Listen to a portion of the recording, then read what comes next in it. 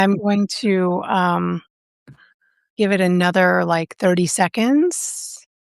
And then I'm going to get this party started. Is it is it technology always so interesting? It's so funny. I'm in our bedroom and James is in the living room. It's a comedy of errors over here. Okay, I'm going to get us started. I'm so excited. This book Yay. is amazing. Okay, good evening. Welcome. Thank you so much for being here. I'm Jenny Skoog, as you all know. Um, Last month, my cousin Brian and I talked about this book, In the Shelter by Padraig Otuama, and what it means to find your way back after religious harm, right? It's kind of what my Substack is about. This month, we're talking about a different kind of freedom, right? It's Black History Month and all that. So our February book pick is Delivered by James Mondesir. It's a novel about John Valère. I always say John Valère. It's that French spelling. A Haitian American NYU grad student whose life falls apart after one night goes wrong. Right. He ends up on Rikers Island until the 2020 pandemic forces an early release program that drops him into a pandemic ravaged New York City with nothing, right? What follows is a story about rebuilding his relationships, his sense of self, and his future from the ground up. James is the author. He's also my husband. And I know I'm biased, but this book is really, really, really good. A quick note, the live chat is open. To participate, you need to be a subscriber to things I meant to tell you. So if you're not, please subscribe, tell your friends, um, and drop your questions and comments as we go. And we'll get to as many as we can. I'm sure you guys are dying to ask questions, and we'll get to them at the end. The golden rule applies, so be kind. James, welcome. Before we get into the book, I want to ask you about the essay that you wrote for my Substack. You opened it with a quote from John Paul Sartre. Sartre. Sartre. Yeah. Thank you. Freedom is what you do. Or you can say Sartre. Some people say, yeah. Anyway. Yes. Freedom is what you do with what's been done to you. Why that quote? And why does that frame this whole thing for you?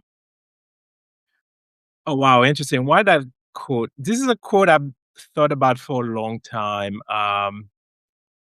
So this writer, this philosopher, he's one of those who's like, talk the talk and walk the walk.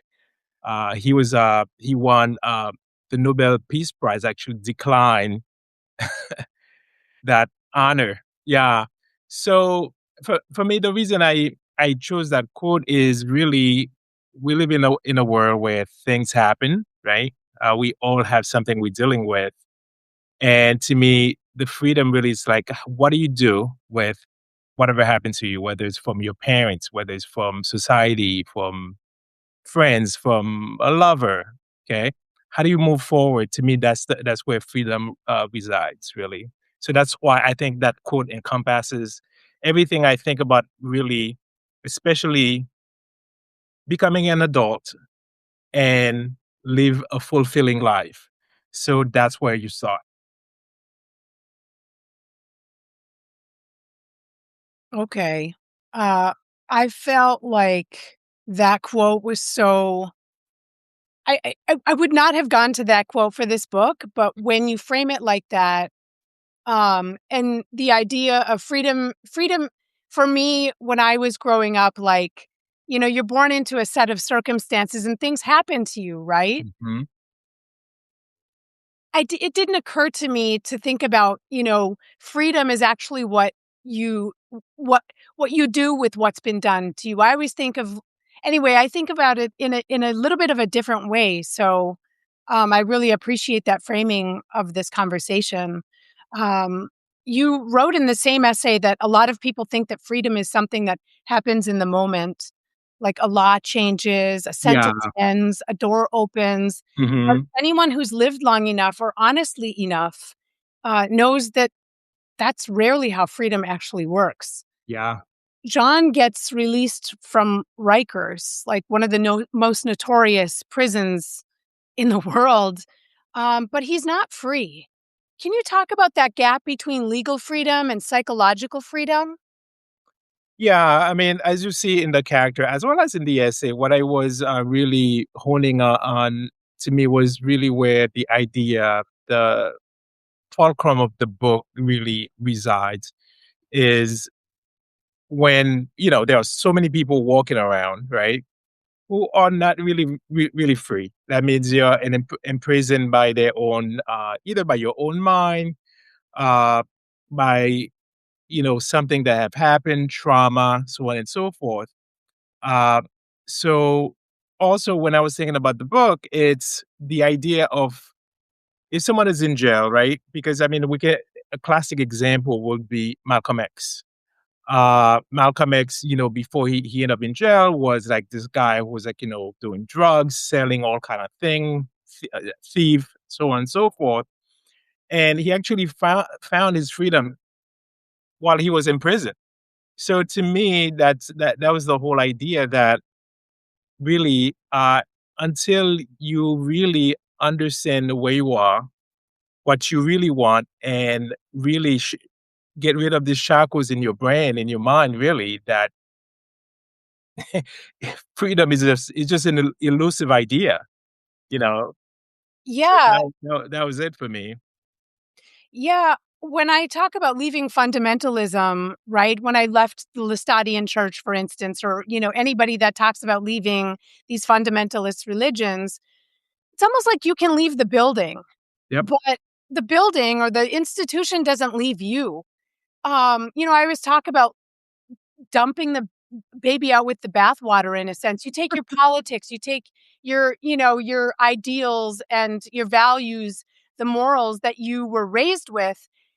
They might not be great, but you take all of that with you and then you have to decide, well, am I going to, keep these as my barnacles? The shame, the reflexes, the way you've learned to shrink yourself in that religion, especially for Mhm. me as a woman, you can't you you don't just magically like become the person that you've always wanted to be inside of the church. A lot of that stuff stays with you. And last month Brian and I talked a lot about the idea of rebuilding yourself and and selfhood being kind of like this ongoing project. So we're coming to the same question from completely different places, but honestly, it's kind of the same idea. Yeah, I mean, I'll take it even a little bit more fundamental. You think about, for example, even let's say, well, I should not say it's a simple. I think it's easier to imagine if someone, for example, wants to change his or her body, right? You have to let go of a lot of things. There's certain freedom there that you have to understand what's required, what you truly want, and get rid of, certain ideas you used to have, certain ways you were raised. I mean, I always give for me, my example is that I was raised eating, rice and beans every day and fried meat. So, at some point I had to understand that, well, that might not serve me as I get older. So so it's like I had to leave these ideas, these habits behind and become, to move towards the person I really want to become. Right. Yeah. So bringing it back to your book, you write that John's central conflict is not prison versus freedom, it's imposed identity versus self authored identity. So he's walking around and people are judging him, but is he judging himself, right? He's been labeled a convict, he's been labeled a criminal. How does he fight against becoming that label? Or your vision of him anyway, and how did you create that character? Because there's a nuance there. There's an internal dialogue that happens. Can you tell me about what it was like to write about that? And also, um, yeah, let's go there. Yeah. Um, so when I was writing the book, the idea that, the way you see yourself, first of all, that's the most important. And also the way this particular character is that he had parents who raised him certain way, had certain expectation of him, right? So he judges himself against their own expectation. It was a so it's really not only you have this idea of this of shedding the I guess, what people was thinking of him or the labels they put on him, but also shedding the idea of what his parents wanted him to be and what he truly wants to be.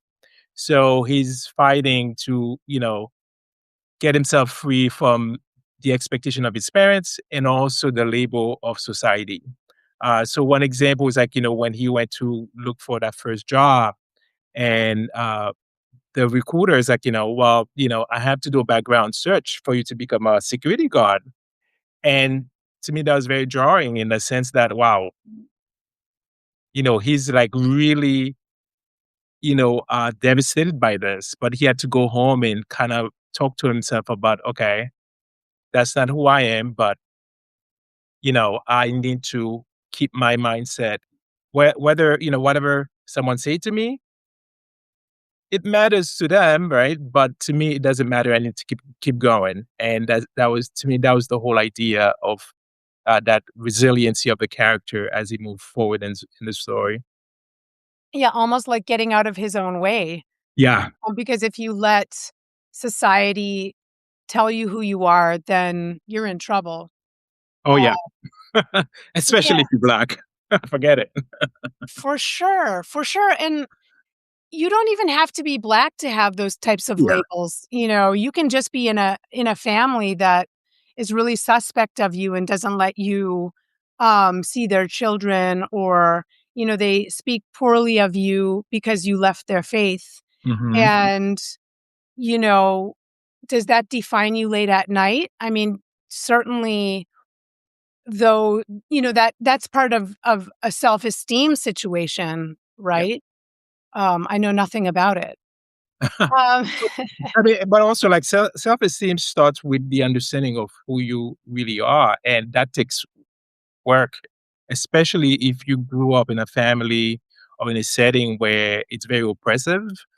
People tell you what to do all the time or tell you who you should be.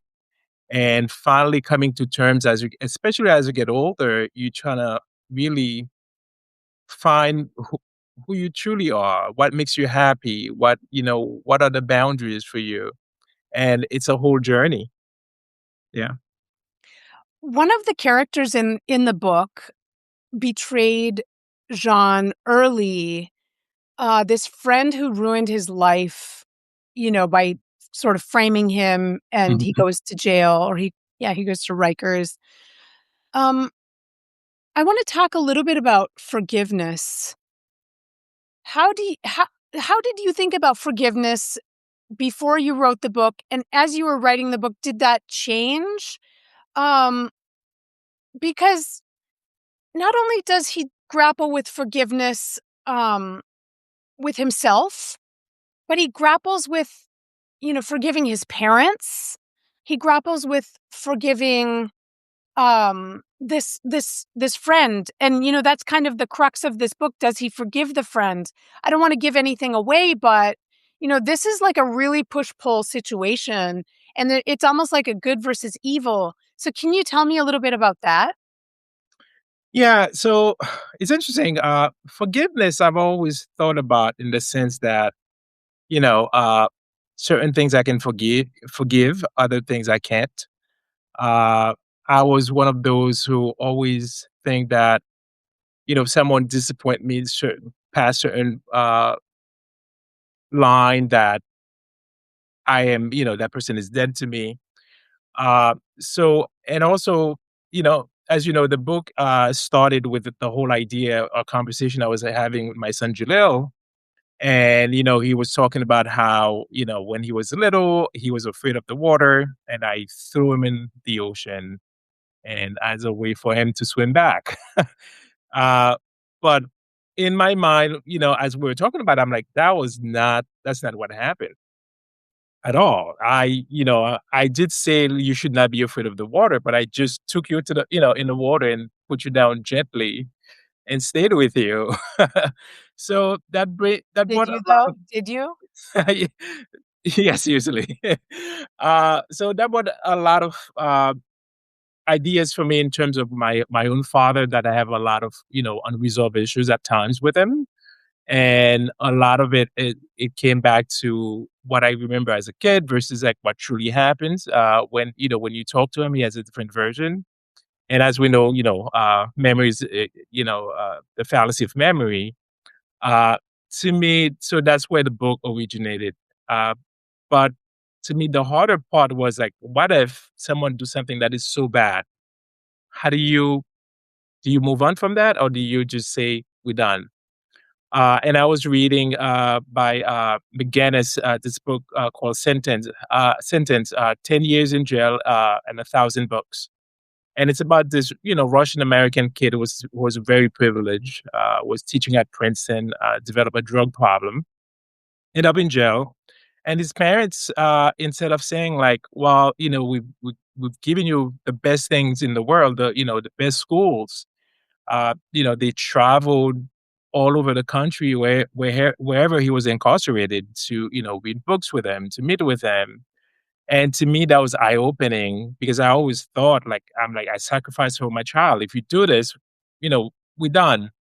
But to me, seeing that, it made me question really what I am, to what extent would I go to forgive, my parents, my own child, a friend, right?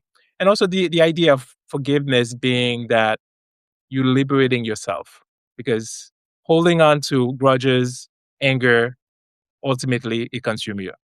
So that was so I think by the end of the book, I really understood that there some of the hard lines I had, especially towards my son, I think I push these lines way back because until you are in that situation, you don't know how you would react to it. Yeah. It's always been kind of a squishy one for me because when I was growing up, the idea of forgiveness always came with this demon partner called forget. So it was forgive and forget. It wasn't like you could just forgive somebody and you could say, I'm sorry, right? Because when I was growing up, it was kind of like we never said, I'm sorry. It was more like, I've sinned, will you forgive me? And then the person who's saying this phrase of like absolution, like you can believe all your sins forgiven in Jesus' name and blood, that is the absolution. And that person needs to forget, and you need to forget and move on, like forgive and forget. And this idea of forgiveness was really not flushed out for me for years and years, maybe like kind of throughout my entire 20s, I never addressed this idea of forgiveness. Like if somebody would be like, "Forgive me, I didn't mean to do that." In my brain, I would be like, "Believe your sins forgiven in Jesus' name." Like, you know what I mean? And so it took so long for me to shed that like barnacle of like that phrase being associated with forgiveness and more along the lines of "I'm sorry." And the term "I'm sorry" or feeling sorrowful or feeling like you needed to forgive somebody for something that they've done to you, a transgression. When I was growing up, you couldn't forgive them unless they asked for forgiveness, you know? And so learning about forgiveness and learning about the fluidity of that term and the enormity of it, I'm still learning about it. I'm still learning, like, in my grief with my parents and my sister, they're dead, so there's no more memories that we can build together, and so I Exactly. almost like I'm the Dewey Decimal System in my brain, like, "Okay, this one time," you know, it's crazy. Anyway, I digress. Yeah, no, I was gonna say, saying, "I'm sorry," I think it might be an American thing because I remember when I first came here and, something minor, I would be saying, I'm sorry, I'm sorry," right? And people were, like, shocked, like, "Why are you so" I'm like, "Well, you guys should be like the English, you should be more like the English, sorry, like, just keep it moving," like, but here it seems to be a very heavy word that people take certain way that I and maybe it's part of the American culture about that issue of forgiving. Yeah. Yeah, maybe. I want to pivot to the architecture of survival. There's a passage in your essay that you wrote for me. I mean, we're talking about this essay because it's low-hanging fruit in terms of the book. You write, you learn how to shrink. You learn to control your face in a job interview when the hiring manager's eyes flicker to the gap in your resume. You learn how to edit yourself before anyone else can. Those survival skills keep you alive, but they don't help you live. Yeah. So, how were you able to write about John unlearning those reflexes? Um, so hence why I chose that. I mean, to go back to the essay, that whole quote about it's freedom is what you do with what has been done to you, and that's part of it. Meaning to leave those traumas behind. Because when you're surviving something, you adapt, right? You learn to cower. You learn to go along to get along. You trying to keep the peace, right? But does that help you become the best version of yourself? No. So in that sense, for me, that's why I was like, survival. There's a place for it at times, but to be truly alive and do the things you truly want to do, to be the best version of yourself, to I don't know if you want to call it self actualize. Really, you need to move past survival, right? And to me, that's when you need to really forgive all the bad things that have happened, because at this point you have to let this weight down so you can move forward, because it takes so much energy to become the best at whatever it might be, or to be so good at whatever it might be.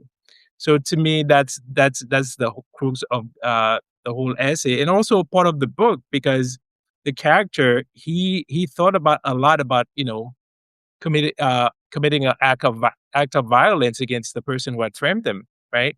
So part of it was like, okay, do I get that immediate satisfaction and end up back in jail, right? Or do I try to live the life that I had always wanted to live? To me, that's where you start moving away from the survival part to moving towards living the best version of yourself. Yeah, I know I see you writing or preparing to write your next book. So you've written Sunrise, then Delivered. I'm editing this book called Ghost Market, Yes. which I can't wait for that one to come out because it's shockingly good. And then you've started researching for another book that you Yeah. want to write. And you've ordered all these books and you're visiting different, places on the interwebs. You're going to the library. You're doing all this research in preparation for this new book that you're writing. So this is the first time that I'm witnessing you, the novelist, start from the very beginning Zero. Yeah. in writing a book. And I wanted to know, what were some of the ways that you prepared to write this book about forgiveness? Yes, you spoke with your son. I think you said that you visited Rikers. I did. Okay, and I want to know about that experience, and I want to know why it's so important for a writer to do that pre-work, especially you. Yeah, well, I think to get in the mindset, because especially if you it's interesting. So when we talk about either you're writing a fiction piece, right, versus like a nonfiction, to me, to make a good fiction, you have to really understand the place, the subject, the kind of life you're going to write about. So for example, one of the books when I was writing Delivered was this book called Solitary by Albert Woodfox. This man who had spent oh, you do have it there. Okay. Yeah. Who had spent like 4 decades in solitary confinement. And it really 40 years. 40 years, it really helps you understand the small things that happen in jail, from the the physical part to the mental part, to the small joys people cling to people, like, I mean, it's not, I know in the movies it looks maybe like fictional that people have like pets that are, that are rats. They're not. Some people use these elements to help them survive. And unless you've been to prison to really understand these things, you have to really research them, because otherwise it becomes like one of those Hollywood blockbusters where you try to write about what people already know. That's the stereotypical thing. But to truly write a book that's really nuanced and hold true and realistic and believable, a fictional book, you have to really research it and go to the source, right? So that's my method, and I'm doing the same thing for this book that I'm planning on writing next. I want to touch on just a little bit. My friend Anamaya and I today were talking about how the body keeps the score. And when you're doing this research, how did you feel? Because there's only one way in and out of Rikers Island. How did you feel? Did you drive across that bridge? No, I took a lot. Was. Yeah, How was that for you? You I know, mean, yeah, it's tell me. I mean, I had never been to a jail before. It's really scary. It's you just I think being there, you understand that someone who actually is going to jail, like, you can only imagine the fear, because just being there, the place just looks insane. I don't know how else to describe it. It just looks scary. It looks not, you know, I mean, I was gonna say friendly, but friendly is not even a word to associate with that place.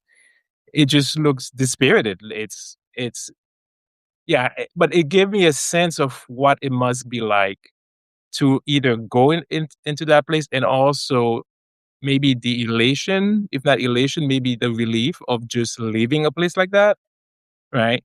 So Um, I have a question then. When you're doing this research for this, do you take notes like how your yeah, body is feeling, like the embodied experience of you, James, going there and leaving, and like, what did it feel like? Because I felt the weightiness of Jean Valaire's character while he was, waiting for this release. The way you describe it, I could tell that you had been there. Um, yeah, what kind of notes did you take? for me, I don't take notes about how I feel. To me, I try to take notes of what's happening. Maybe in a sense, I do take a note of how I feel, but I focus on the people I see around me.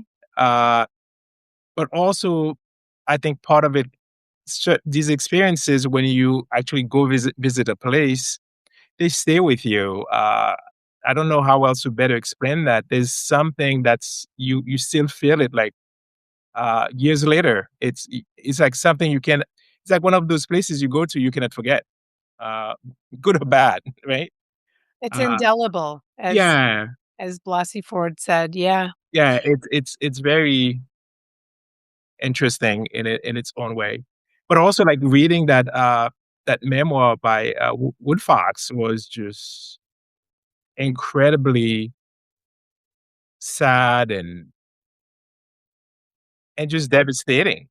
Um, so it gives you a sense of what's happening in the behind bars, what's happening in these places. Well, before we keep going, I want to pause and check in. I assigned some homework this month alongside the book.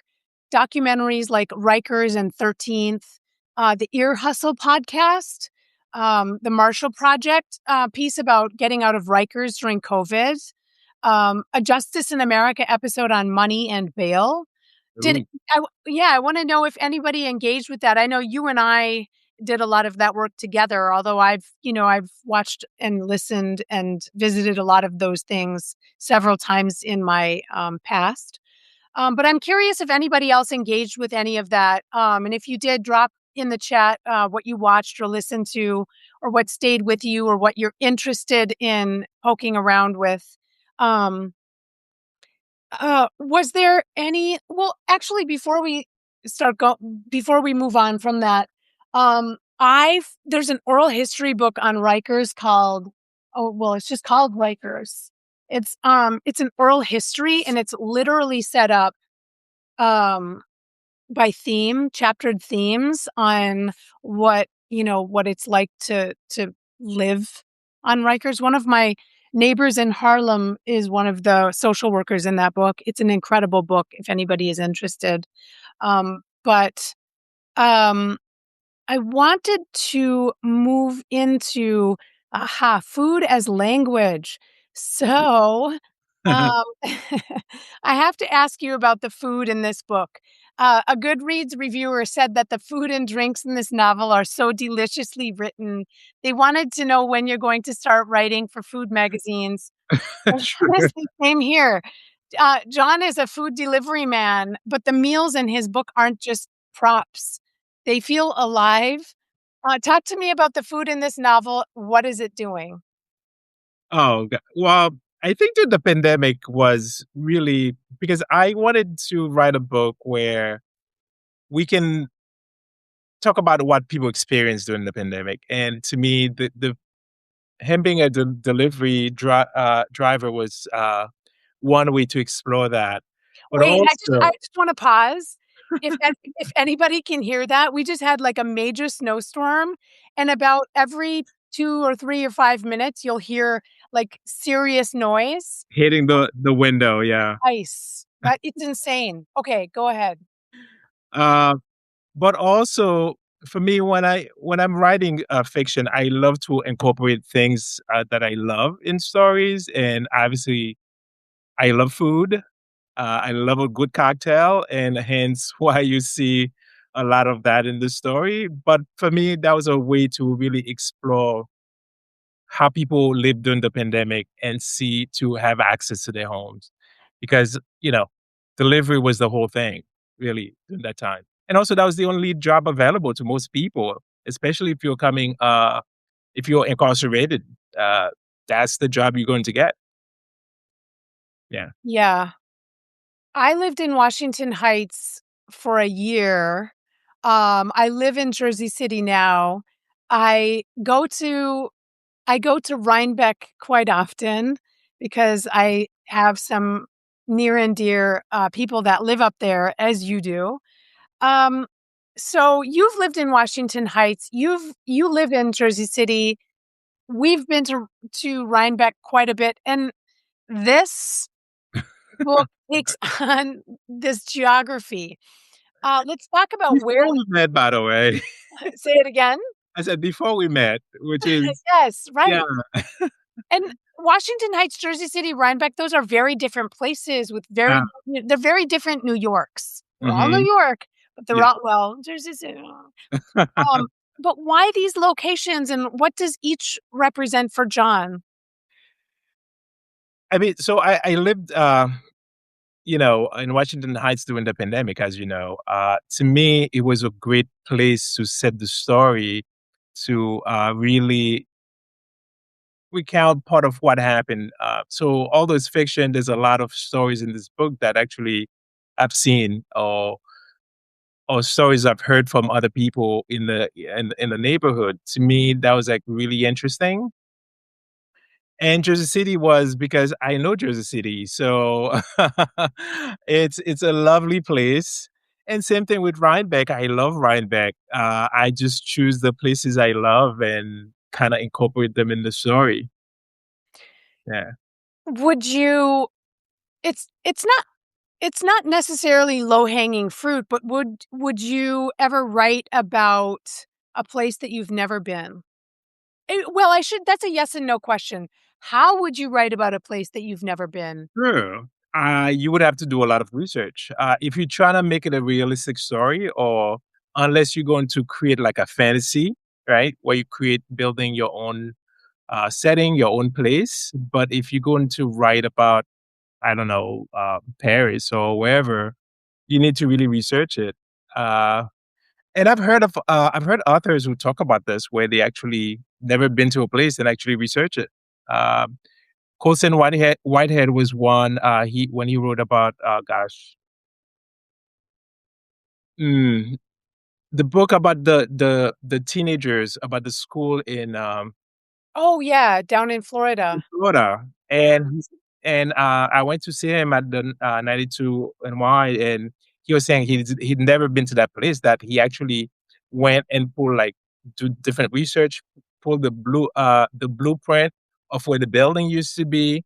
So it can be done well, but there's a lot of research that go into it. Yeah, well, in my research, I want to write this biography of David Walker, the abolitionist from the 1820s.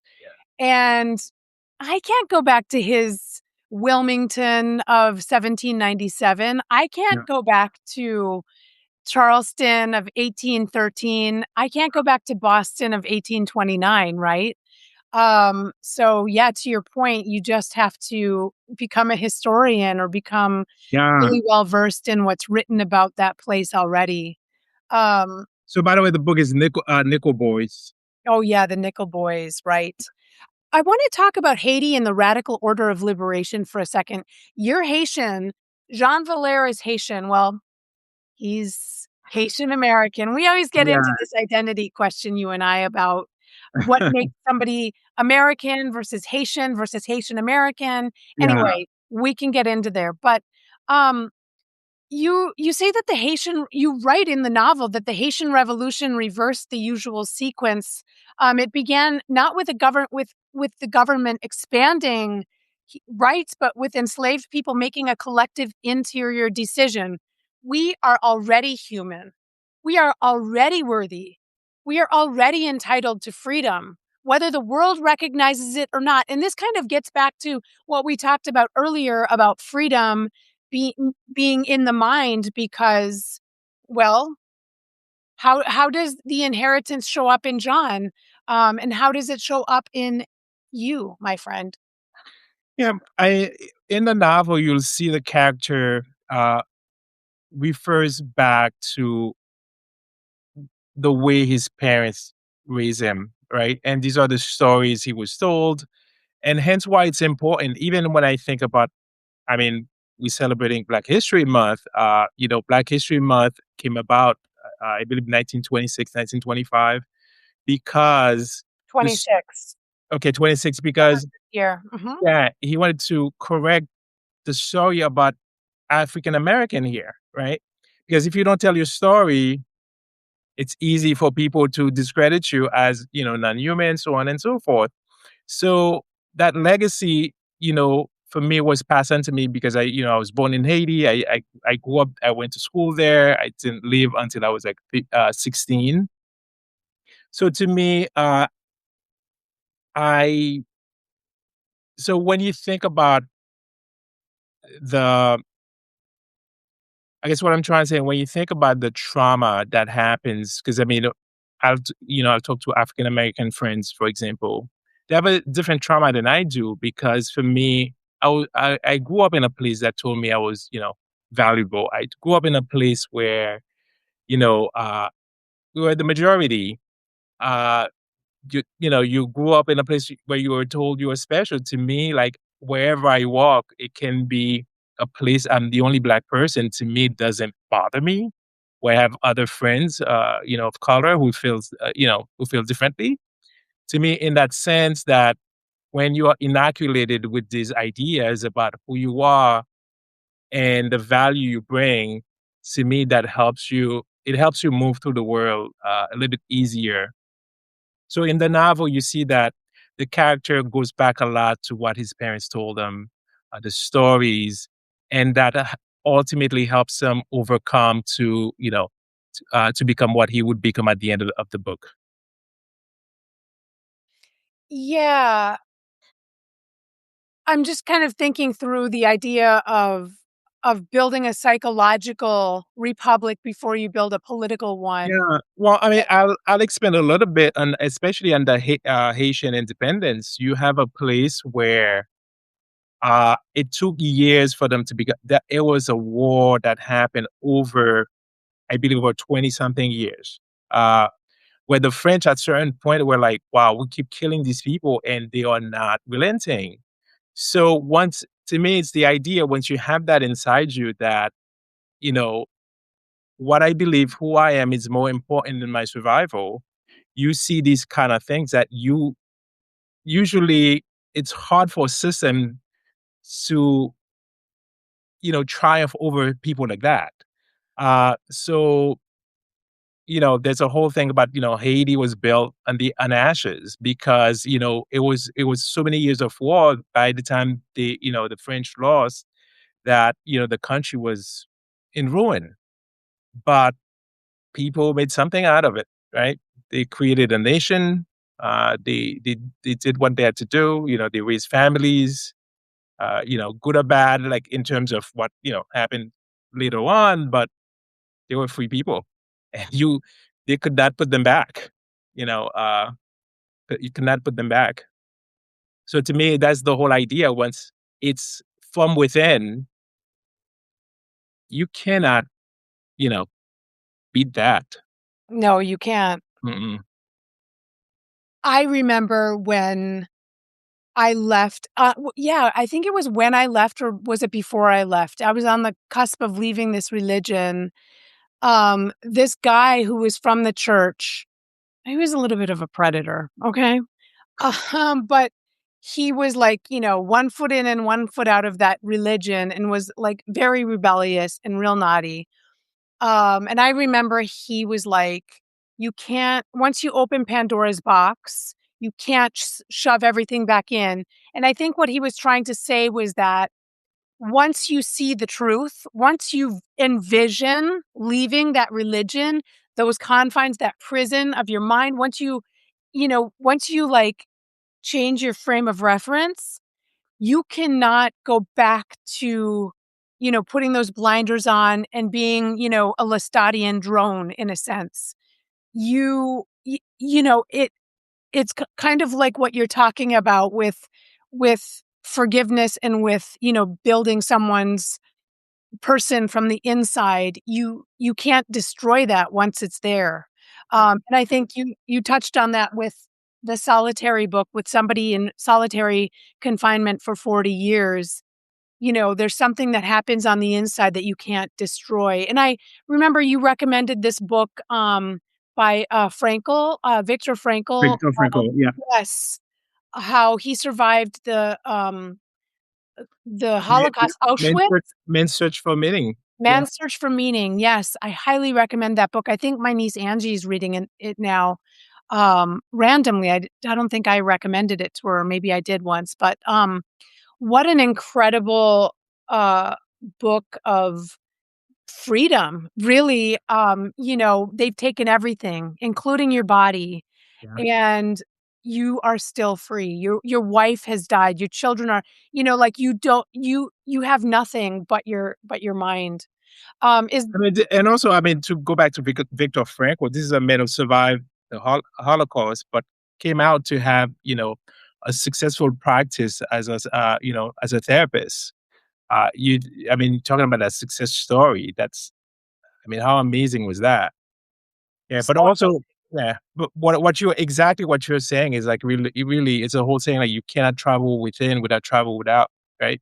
So once that journey happened inside, that's the most effective one. Once it happens inside, the yeah, will follow. yeah. Um, I want to touch a little bit on the continuity of last month to this month. Last month we talked about shelter and finding shelter in one another. We were talking with somebody who lives in Minnesota, North Dakota, in the Midwest um, during that time of tumult. Well, it's still going on, but the time of terror with ICE. This month, we're talking about freedom. And I think these two are connected. So finding shelter in one another and then finding freedom within. Um, freedom is what lets us build shelter for others. And so this might be my last question or my last my last topic, but what does freedom look uh like for you now, James? I mean, freedom is to me is to live with as less fears as possible, right? So, for example, for me, it's uh, it's being able to exercise agency. So, for example, for me, I get my first gun, for example. To me, that's creating agency. Okay, I have certain things I need to do. Start creating a community, talk to more people, who feel the same way, and have some kind of a plan. If the world goes south, what do we do? We have each other. So it's to me, that's the freedom to be able to act, to be ready for whatever it might be, and know I have some agency in it. Wow, I thought you were going to go somewhere else with that. So now everyone knows. um, wow. Yeah, I mean, I was going to say that freedom freedom for me is really the ability to just, think for myself and yeah, you just threw me off. I mean, I Well, agree with you that building it's part of the thinking because knowing that you have you have these things you believe, right? Whatever happens, I'm going to exercise them, right? To me, that's the freedom. That's what it lands for me. Yeah, I mean, I guess I can answer the freedom question by asking questions, really like the ability to be able to critically think things through. That to me is freedom. And then to be able to speak them and have conversations with people and not feel like I have to edit myself because I'm afraid that, like, somehow they'll judge me or think one way or the other about me, that I can just kind of have open dialogue with my friends, with my community. And so that's kind of why I started this Substack to begin with, Wow, to work through some of these. What? you just summarized my next book for me, really. I did? Which is about I want to explore the whole idea about freedom of speech, freedom of expression, but when does speech become a crime, right?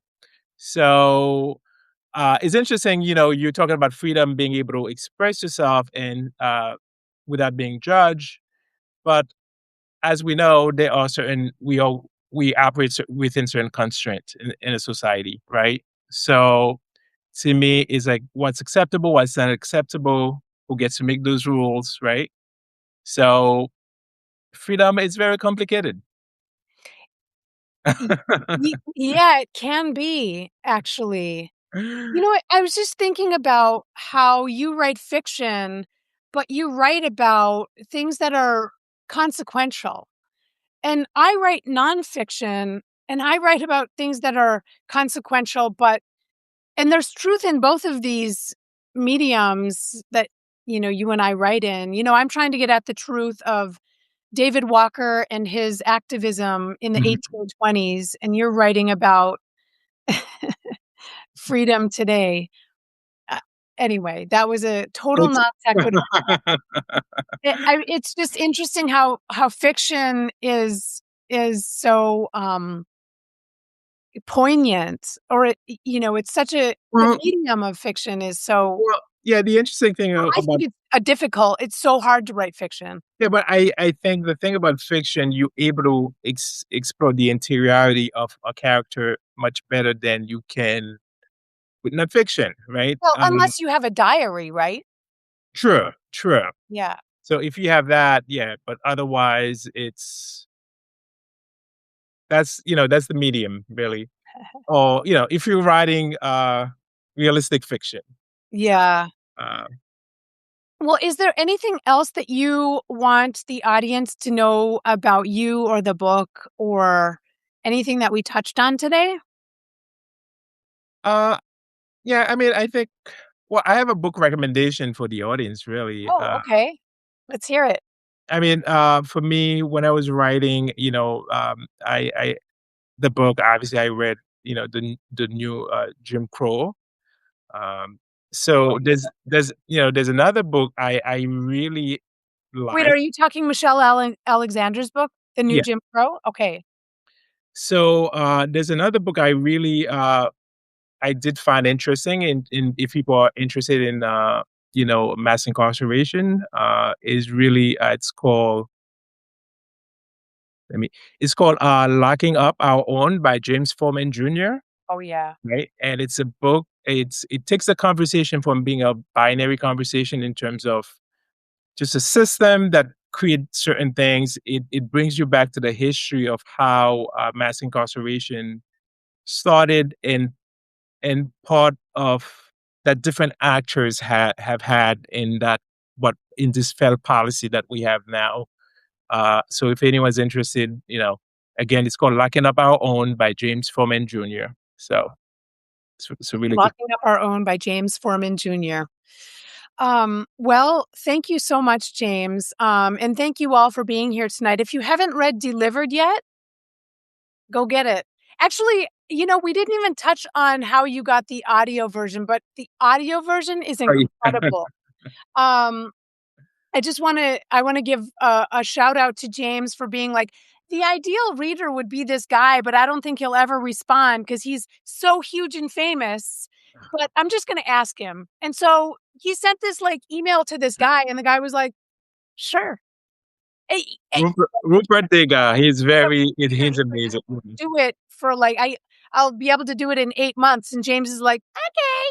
And so he did it, and it's incredible, incredible. Um, he does all the voices and everything. Anyway, thank you for being here tonight. Get the book. Thank you, James, for writing a book that asks the questions that we all need to sit with. And before we go, I want to announce next month's book. March is Women's History Month. And so I've got the next book club pick. We're going to read Emerson's Daughters by Kate Culkin. I'm so excited. Nice. Um, it's the first full biography of Ralph Waldo Emerson's two daughters, Ellen and Edith. They're sisters. And, my sister died in March. So this book is like so many things. It talks about the invisible labor of women, who gets to shape family memory. Sound familiar? So, I hope you'll join me. Kate Culkin was actually my grad school advisor. She's also my friend. And she's going to join me live on Monday, March 23rd at 7 p.m. to talk about the book. So get the book. I'll be announcing it March 1st on my Substack. Read along, and I'll see you guys then. And thank you so much for joining. Thank you. Yeah.